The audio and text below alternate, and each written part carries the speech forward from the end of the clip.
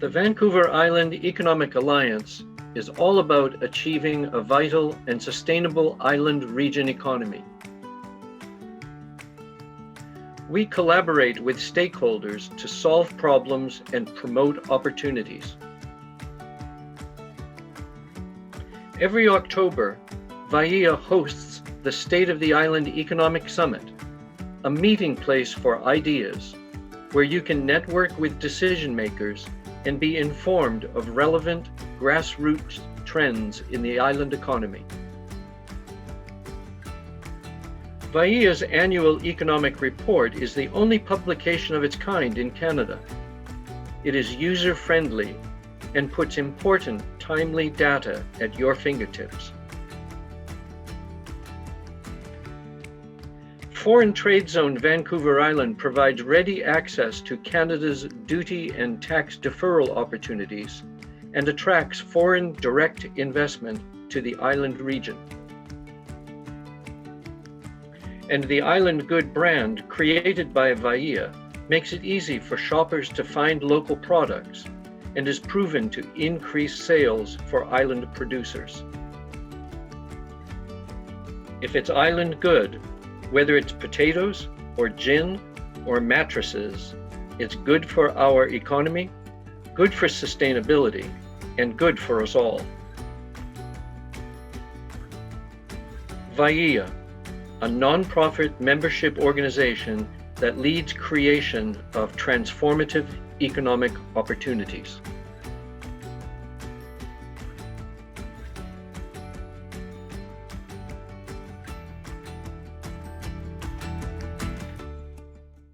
Hello, everybody. It's a pleasure to be with you today. Actually, I'm not here on May 17th or this week, but this is being recorded ahead of time for you, and I hope you enjoy my presentation, which is about the use and the importance of marine algae for First Nations here in British Columbia on the Northwest Coast.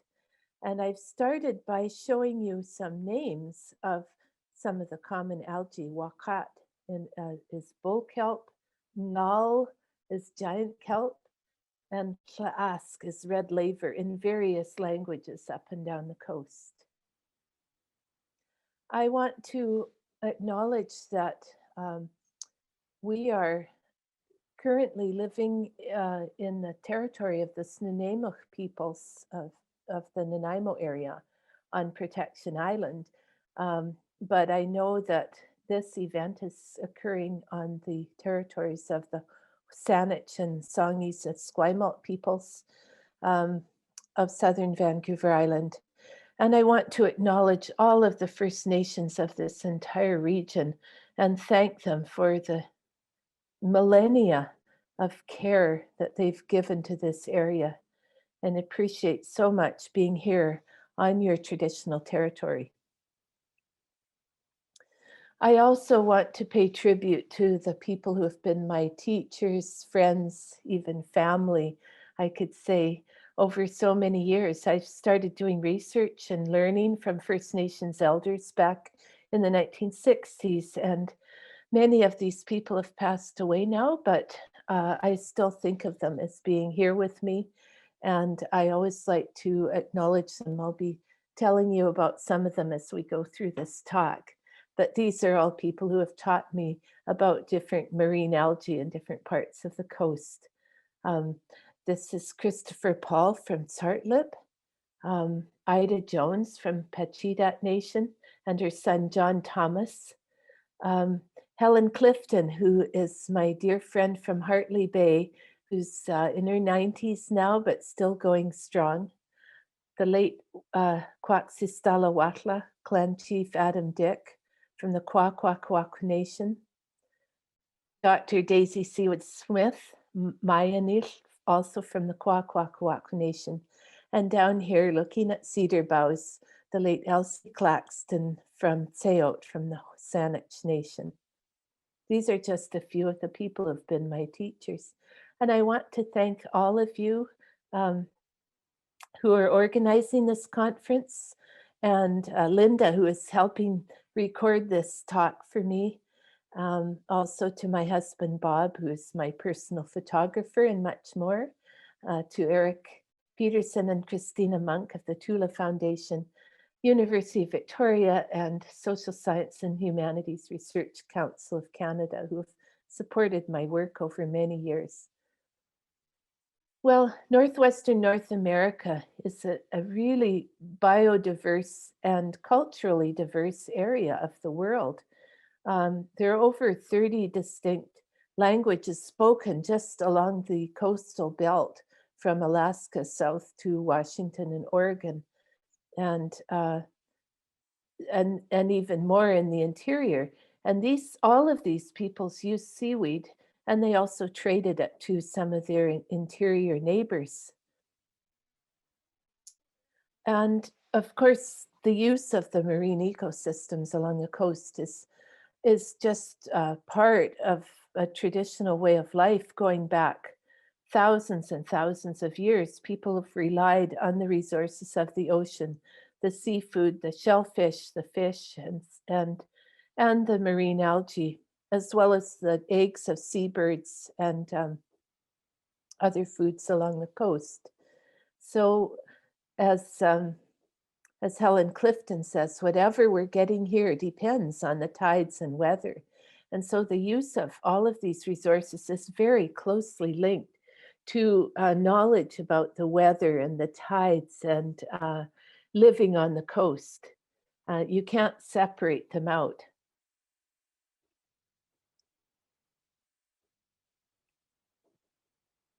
Sorry. Trying to change the slide. There we are. So marine algae, of which there are dozens of different species of macroalgae that were known and recognized by First Nations, but were used in multiple ways for food, materials, and medicines. And of course, they provided habitat for other marine resources that people relied on. And naturally, they had rich associations with in traditional narratives and management systems and in the culture in general, as well as in language and vocabulary and stories and ways of looking after the environment. All of these were embedded within the system of knowledge that was applied to the use of resources in the marine and terrestrial environments. And some of you have probably heard of this hypothesis called the Kelp Highway route, by which people first arrived in the Americas from Asia, would have been 15,000 years ago or more. But for a long time, people thought about the Bering Land Bridge and that people came through an ice-free corridor across the Bering Strait and through Alaska and the Yukon and down the east side of the Rockies to enter North America. And they may well have done that, but there's also evidence that people entered the continent from along the ocean and traveled down rather quickly, right down the coast of the Pacific, down as far as Chile and South America. And there's a major archaeological site at Monteverde there that has seaweeds in it, even though it's an inland site. And this is a very old site way down there. So the Kelp Highway is a really interesting way of thinking of people being introduced to all the different marine species along the North American coast. I mentioned that marine algae are used as food. There are a number of different species that people harvest, but the main one is the red laver seaweed, which used to be called porphyra, but now a lot of the species have been renamed into the genus Pyropia.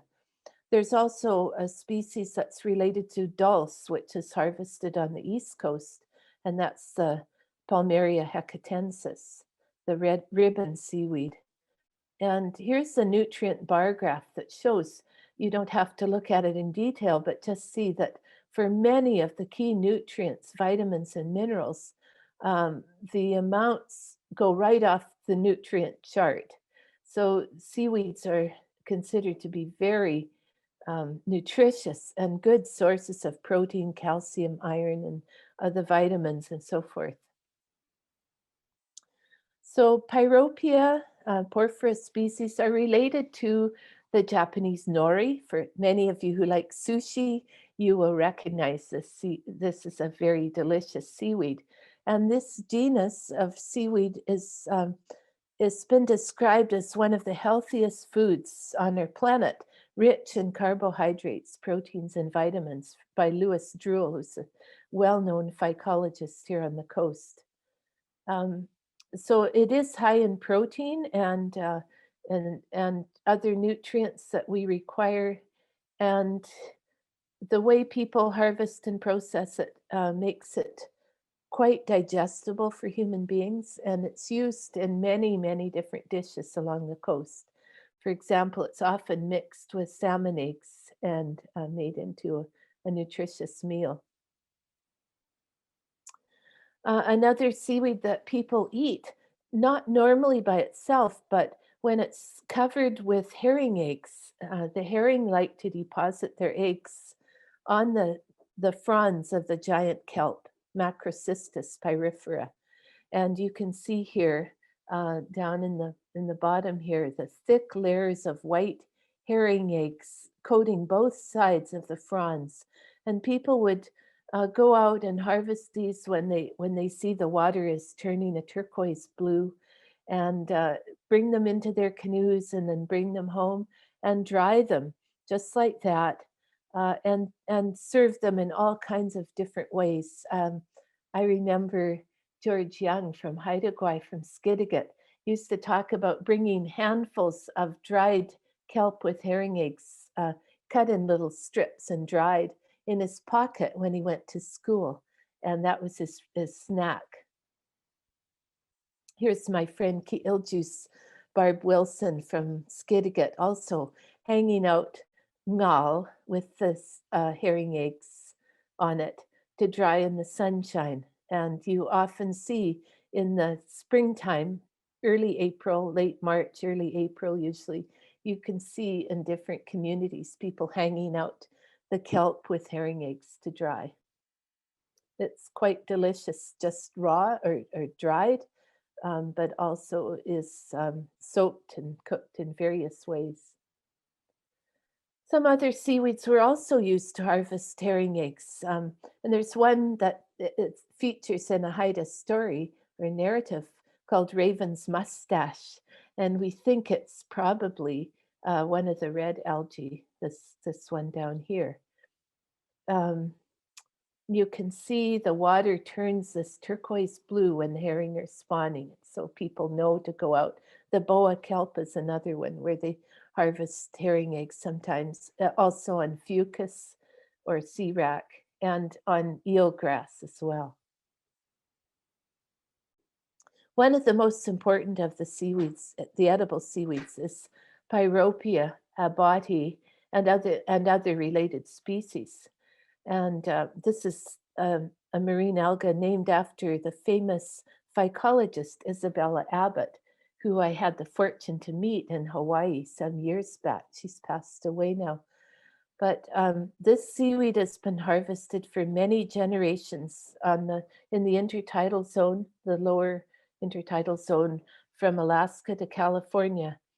And it's dried and processed in various ways and traded into the interior. And later, it became an item of trade to Japanese and Chinese settlers along the coast.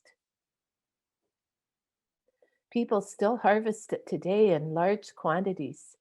And I just wanted to show you so you can see how much communication there would have been and still is, but going into the past, how much people were sharing knowledge with each other. And that's reflected in the name for this alga, which has the same etymon, it's in the same related term from Alaska right down to the Puget Sound. And it's variously called Hlaask or Hlakasta or Hlakastan or hlakas, depending on what language you're speaking. But the names, as you can see, are all related. The only people who have quite a different name for it are the Haida, and their language is an isolate, not related to any of these languages, and they have their own name for the seaweed. They still harvest it a lot. And Helen Clifton, who I mentioned earlier, has been my main teacher in learning about this amazing seaweed. And I've been able to spend quite a few times during the month of May, which is called Hali La Laask, the month to gather seaweed in the Tsimshian Smellic language. And so this is quoted from Helen and her late husband, Johnny Clifton, Chief Johnny Clifton. I spent time at Kiel, their seaweed or spring harvest camp down on Princess Royal Island. I learned so much from Helen and late Johnny Clifton and had such wonderful times down in at the seaweed camp, and interviewed them about the seaweed. And Helen taught me a great deal. And so this is quoting from her: the seaweed fields, the seaweed beds, actually, because there are, when you go out on the grounds, you could see the places where different families had their camps. Johnny's aunt, they had a place over at Fly Bay out on the point. So that's the first place you would go to pick.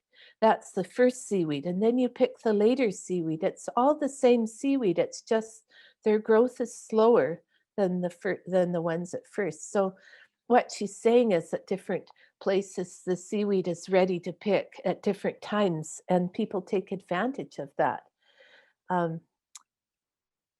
And she uses a phenological indicator, and that is the stinging nettle growing in the seaweed camp at Kiel.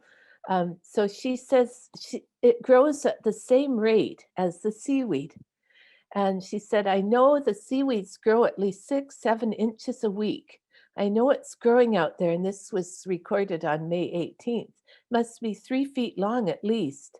I can see the nettles out here and say, well, the seaweed's just as long as those nettles. They grow about the same time. They're about the same length. And we've got such long nettles around here. And I think of that seaweed that's growing out. So I learned so much from her during this time. And Campania Island, which is an island opposite Princess Royal Island, is one of the islands where people would go routinely. So knowing that the seaweed is ready to harvest over on Campania Island, by looking at the stinging nettle at the camp at Kiel, is a really important way of saving yourself a lot of time and energy. Helen described how the women would pick seaweed, and she'd show me how you grab it and you pull on it and pull it off the rock, and it always leaves a little bit behind with the meristematic, or the growing tissue in the base of the seaweed. So she explained how they would pick the whole rocks clean. They wouldn't spot pick seaweed. The whole group would go out and just clean one place off. And then they'd go from the next day, they'd go on further. And the next time they'd go for seaweed, they would start at the place they stopped the day before. So the island was picked clean on either side. But the thing is, the seaweed had the capability of regenerating itself. So they could actually not only pick seaweed once, but they could go back to the same spot and pick it a second time a few weeks later. She said, I've heard the women from long ago said that they would do the first picking of seaweed. And even then, it would be a month, not even a month, and the second growth would be ready. They liked to keep the second growth for themselves because it was a finer seaweed as compared to the first growth. So they would take that seaweed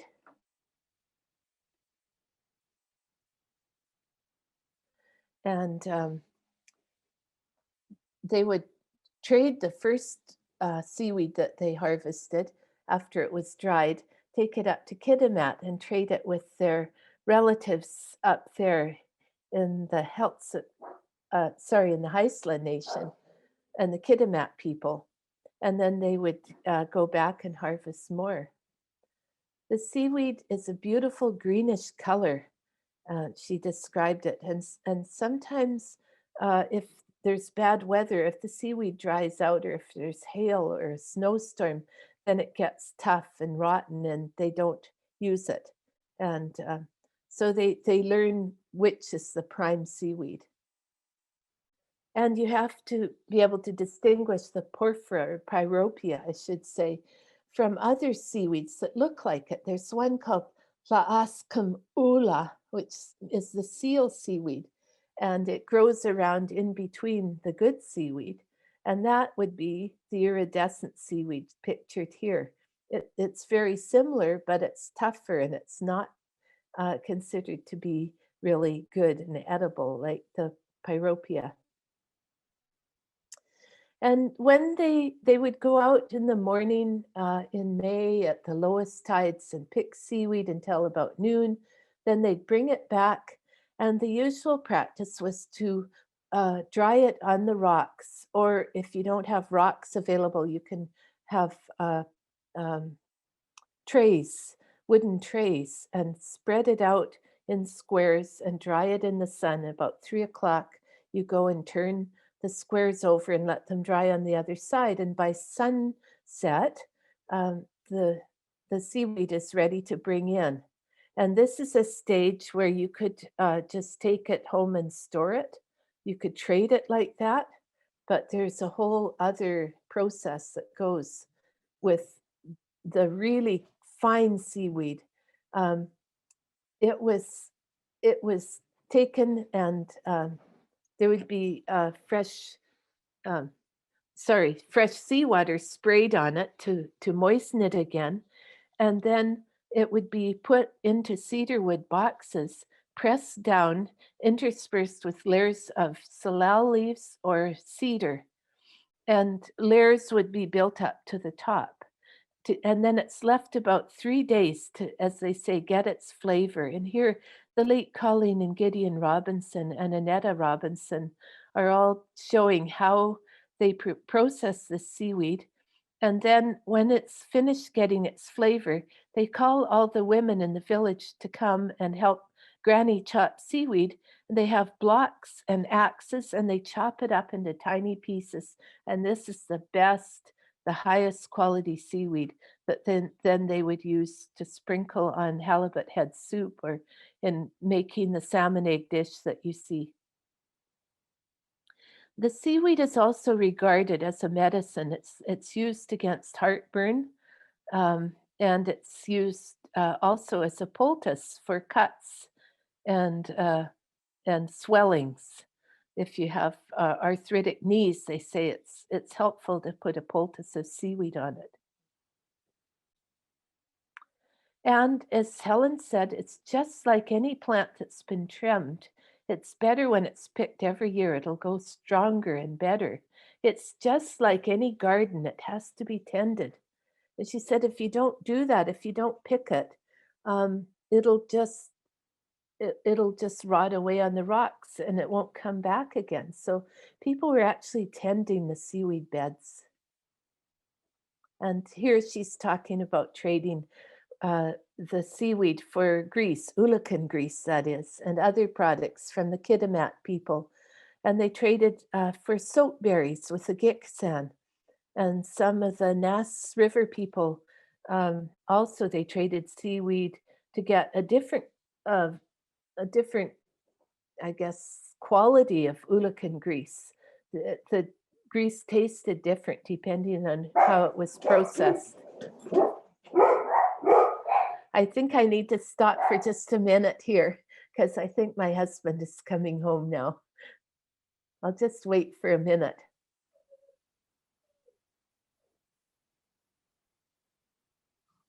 All good, that works. Yeah. Thanks. Yeah. I'm learning a lot. Oh, that's good. Oh, it's so interesting. Yeah, it is interesting. It was for me, what an amazing privilege to be able to spend time at the seaweed camp and Oh, learn about the seaweed and all of the other things that people do at their spring harvest camp. mm-hmm. Well, I'm not sure. I don't think Bob is home after all. Okay. So we'll carry on. Sure. Sounds good. So trading inland was a very common thing for seaweed and for marine products like clams and fish of various kinds, halibut and so forth. The interior people really treasured those foods, and in turn, they were able to provide deer meat or moose meat or soap berries or saskatoons and things that were in abundance in the interior. So Dolly Watts, who's famous for her cookbook, Where People Feast, talks about the seafood on the coast and how meat and berries were traded by the Giksan. Dolly is a member of the Giksan Nation, to offer variety in our diets. So, as well as food, seaweeds were used in various ways in technology as materials, especially the bull kelp, which was used for fishing line and as a container for oil and later molasses, and even for a cosmetic salve that was made from the buds of cottonwood and the fat from around the stomach of a deer. It was heated up together and then poured while it was still hot into the bulb of a bull kelp. And that's how they stored this salve until they needed it for using on their skin against sunburn or other kinds of skin ailments. Um, and some of the seaweeds were used as toys, like the halisakian here. Kids often called it nipple, like when you're milking a cow and you squirt water at each other, and it's a great fun just to play with these little seaweeds. Um, Seaweeds were also used for steaming, both in pit cooking for clams and in creating bentwood boxes and in canoes and so forth, as well as being used in a variety of games and toys. Bull kelp was among the most useful in terms of technology. And my friend John Thomas, who I mentioned earlier, was the one who taught me about how they used to make these fish hooks by getting a tree knot from the forest and splitting it down and carving it into shape. It would be straight, and then putting it inside the bulb of a kelp and burying it under in the sand under a hot fire overnight. And in the morning, you take it out, and the knotwood, which is very tough, is flexible, and you can just bend it into the right shape for a fish hook. And once it dries, and it'll harden and stay that way, and you can use it for catching halibut and cod. And bull kelp was also used for fishing line. It's many, many meters long, and you could make it even longer by tying the strands together using a fisherman's knot. And the fisherman's knot is such that when you pull it together and pull on it, it actually tightens itself. And then this whole the line was used to attach to the fishing gear that was used to catch cod and halibut, with hooks on the ends and a leader of stingy nettle and a cross piece of yew wood and a float made of the stomach of a sea lion that was hooked together so that when a fish jerks on the line, the sea lion's stomach would go upright, and you could tell that you had caught a fish, and then you could pull it in.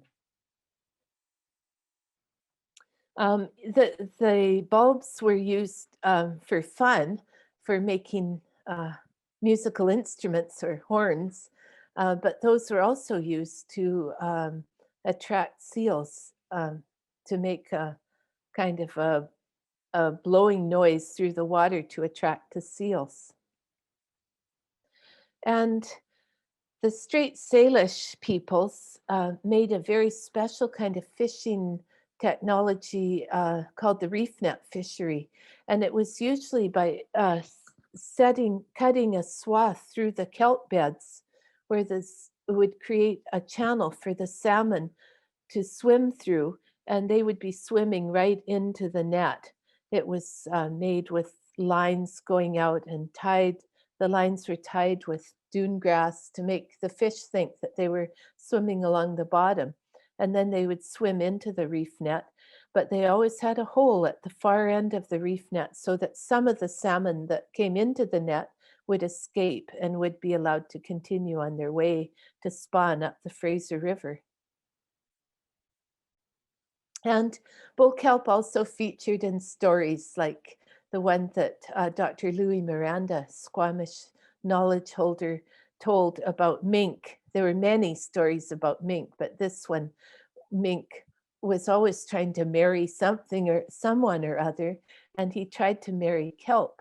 But she warned him that when the tide went fast, she would go out of sight.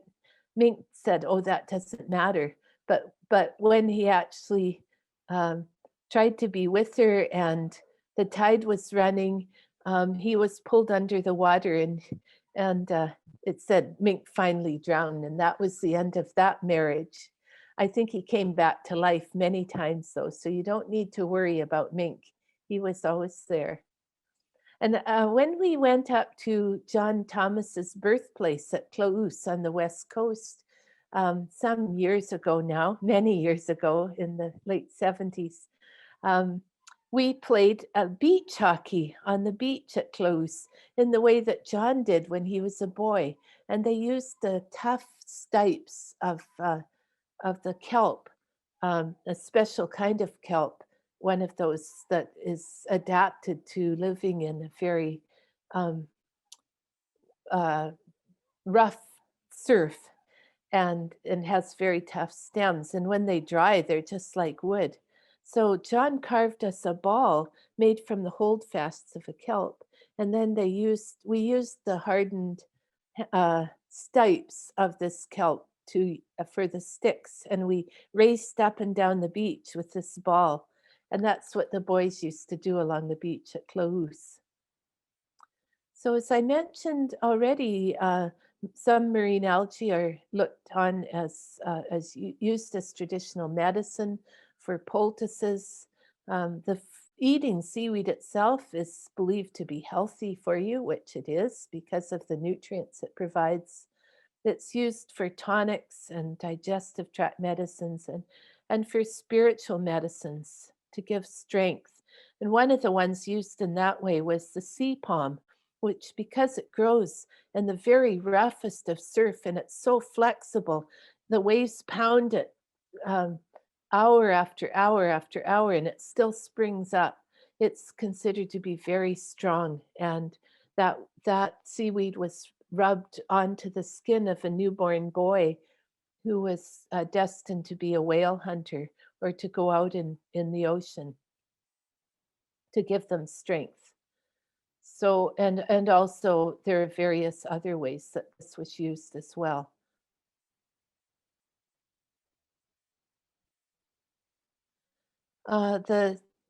Every kid up and down the coast, it seems, knows about the jelly-like substance that you find in the receptacles of the sea rack or rockweed fucus. And if you get a cut or a burn or anything like that, you go down to the ocean, you get the receptacle, you squeeze it open and squeeze the gel out onto your sore, and it will help to heal it. And if you have a grain of sand or something caught in your eye, you can actually use the jelly-like substance into your eye to get the sand out. It's also, these seaweeds are used in spiritual ways as well. And I have to stress that these seaweeds are as important today as ever. Many things have changed in people's lifestyles, but their importance both ecological and cultural remains, and there's still, the edible seaweeds are still used today. Here's an example from the all-native basketball tournament. Traditional food that was being served there includes modern adaptations of the seaweed, cockle chow mein and seaweed chop suey and so forth, and herring eggs on kelp, all in this delicious and very nutritious traditional and modern food dish. Kids are still going out and learning about the seaweed and picking it, still enjoying eating it, as these children from Hartley Bay are. Many of them are now grown up, but they're still going out to get seaweed. I know this. And so these are part of this precious marine ecosystem. And it's so important that we look after these. People are concerned about pollution from pulp mills and boats, and climate change is impacting the growth of the seaweeds and the kelp beds. And so monitoring the seaweed beds and the coast is really important to keep track of what's happening to them year by year and season by season. And then as best as we can, keeping them from harm, from damage is important for all of us. So that's my talk, and I hope you enjoy the Seaweed Festival. It's a wonderful idea and a great way to celebrate this richness that we are so blessed with along this coast. And again, I want to thank all of the people who've been my teachers over the years and telling me about these wonderful organisms. And this last picture of Nelson Robinson, Nelson is all grown up now and a wonderful young man. So this was taken 2009, but I still keep my ties with the community, the Gitgat Nation at Hartley Bay, and still enjoy those folks so much. So thank you very much. I hope you've enjoyed this, and it's been a pleasure to share this with you. Bye for now.